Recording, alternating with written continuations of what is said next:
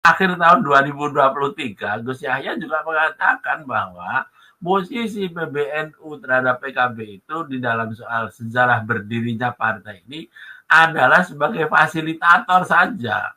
Setelah kemudian PKB-nya berdiri, ya NU tidak cawe-cawe. Nah, PKB-nya juga menurut Gus Ami juga mengatakan yang sama bahwa PKB tidak cawe-cawe kepada NU, tetapi PKB memang mengurusi aspirasi politik dari Nahdlatul Ulama, karena nggak mungkin juga kalau PKB tidak menggunakan basis pasar Nahdlatul Ulama, emang dari mana mereka dapat? Karena kalau dari luar PKB NU juga kecil.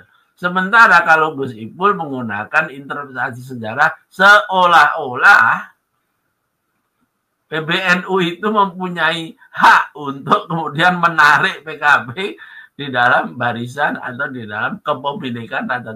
Padahal kepemilikan itu lebih merupakan kepemilikan historis dan moral, ya, bukan institusional.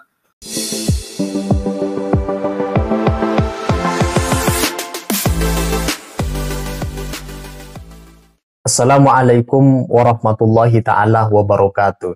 Perbincangan kita agak sedikit geser sebentar teman-teman ke ranah politik, terutama Partai Kebangkitan Bangsa PKB itu kan semula jejaring relasinya dengan PBNU baik-baik saja. Namun seiring berjalannya waktu, pelan-pelan PKB yang dinahkodai oleh Muhaimin Iskandar dengan PBNU yang diketuai dalam kepengurusan Gus Yahya Khalil Stakuf tanpa kelihatan terjadi kerenggangan di antara keduanya. Ditambah lagi masalah Pilpres kemarin yang semakin memanas antara PKB dengan PBNU. Nah, hari ini isunya PBNU ingin menarik PKB menjadi bagian kembali dalam perjalanan PBNU ke depan. Nah, dalam konteks ini kita simak teman-teman penjelasan dari salah seorang pakar politik, Dr. AS Hikam. Berikut ini dia videonya. Yang pertama, saya selalu melihat masalah itu dari segi legalitas atau legal formal. Ya, dari segi legal formal, interpretasi dari Gus Ipul yang mengatakan bahwa PKB itu melarikan diri dari sejarah pembentukannya sehingga harus diambil alih, itu menimbulkan pertanyaan. Pertanyaannya secara legal adalah apakah ada hak secara legal dari organisasi yang bernama Nahdlatul Ulama ini untuk kemudian mengambil alih PKB yang notabene ini bukan banom dari Nahdlatul Ulama, tidak menjadi bagian integral di sana. Paling-paling yang bisa diklaim adalah bahwa PKB dan NU itu tidak terpisahkan dari segi historisitas, dari segi ideologi, dan segi aspirasi. Tetapi secara legal formal keorganisasian, dua-duanya ini adalah dua organisasi yang independen. Apalagi kalau dilihat secara legal formal lagi bahwa Nahdlatul Ulama ini adalah organisasi kemasyarakatan, bagian integral dari masyarakat sipil atau civil society di Indonesia.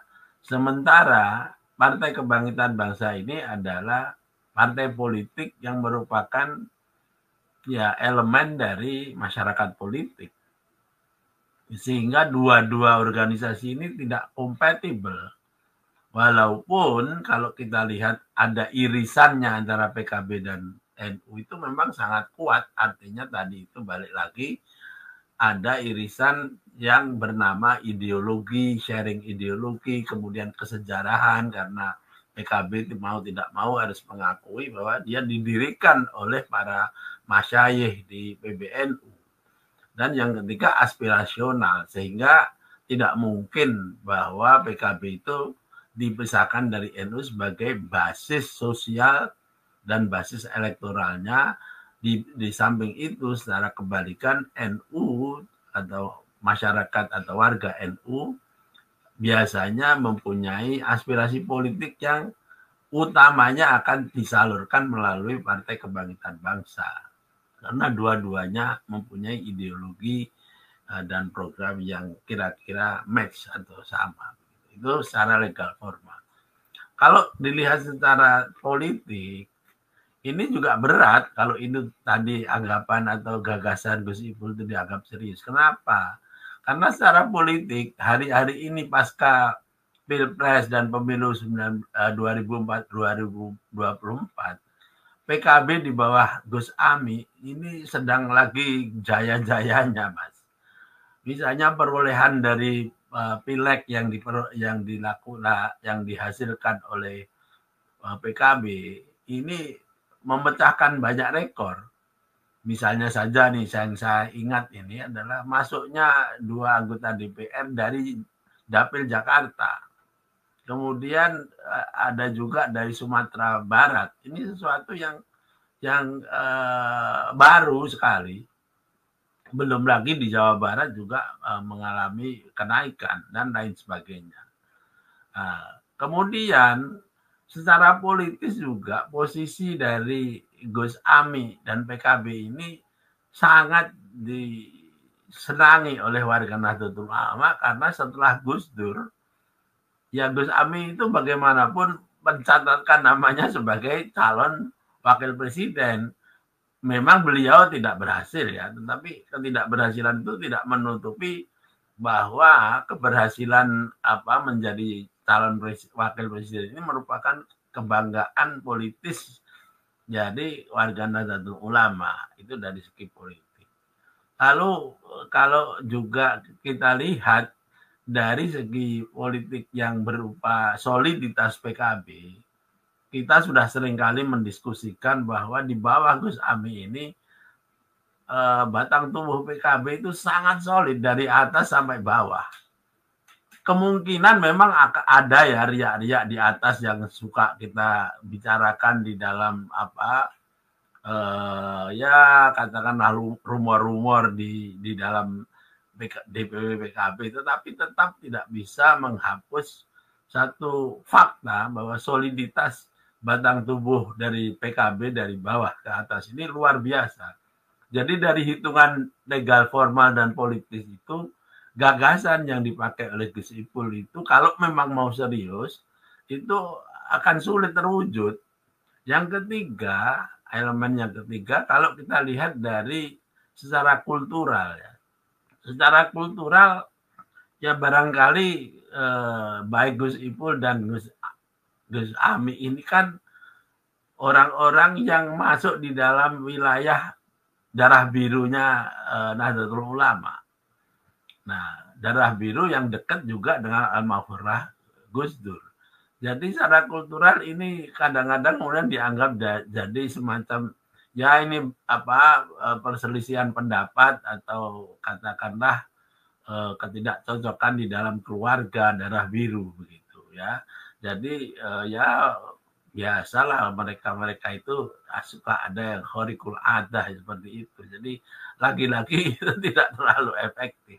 Nah, oleh karena itu saya mencoba husnudzon juga dengan apa yang terjadi dinamika ini dengan mengatakan bahwa mungkin Gus Ipul ini sedang menangkap beberapa aspirasi, tetapi bukan aspirasi kelembagaan, tetapi aspirasi yang lebih berupa aspirasi pribadi atau individu-individu di dalam PBNU. Dan kemudian beliau karena akomodatif, ya udah kita bikin tim untuk melihat bagaimana apa yang seharusnya disikapi untuk DPW PKB. Nah, oleh karena itu dugaan saya kenapa sikap dari DPW PKB atau Gus Ami juga tenang-tenang saja itu karena beliau juga sudah tahu siapa-siapa yang mempunyai gagasan-gagasan atau aspirasi-aspirasi seperti ini. Jadi kalau menurut saya memang berat kalau ini mau dianggap sungguh-sungguh loh Mas. Belum lagi yang jenengan tambahi tadi loh. Kontradiksi statement antara penafsiran sejarah tentang PKB dan berdirinya PKB antara Gus Ipul dan Ketua Umum PBNU Gus Yahya. Sudah jelas sekali kalau Gus Yahya, bahkan terakhir tahun 2023, Gus Yahya juga mengatakan bahwa posisi PBNU terhadap PKB itu di dalam soal sejarah berdirinya partai ini adalah sebagai fasilitator saja. Setelah kemudian PKB-nya berdiri, ya NU tidak cawe-cawe. Nah, PKB-nya juga menurut Gus Ami juga mengatakan yang sama bahwa PKB tidak cawe-cawe pada NU, tetapi PKB memang mengurusi aspirasi politik dari Nahdlatul Ulama, karena nggak mungkin juga kalau PKB tidak menggunakan basis pasar Nahdlatul Ulama, emang dari mana mereka dapat? Karena kalau dari luar PKB NU juga kecil. Sementara kalau Gus Ipul menggunakan interpretasi sejarah seolah-olah PBNU itu mempunyai hak untuk kemudian menarik PKB di dalam barisan atau di dalam kepemilikan. Padahal kepemilikan itu lebih merupakan kepemilikan historis dan moral, ya, bukan institusional dan juga fungsi yang memang berbeda. Jadi kalau hitungan saya, ya walaupun saya juga mencoba husnudzon terhadap apa yang dilakukan Gus Ipul, cuma ya terbatas seperti itu tadi aja, Mas. Nggak bisa lebih jauh dari itu.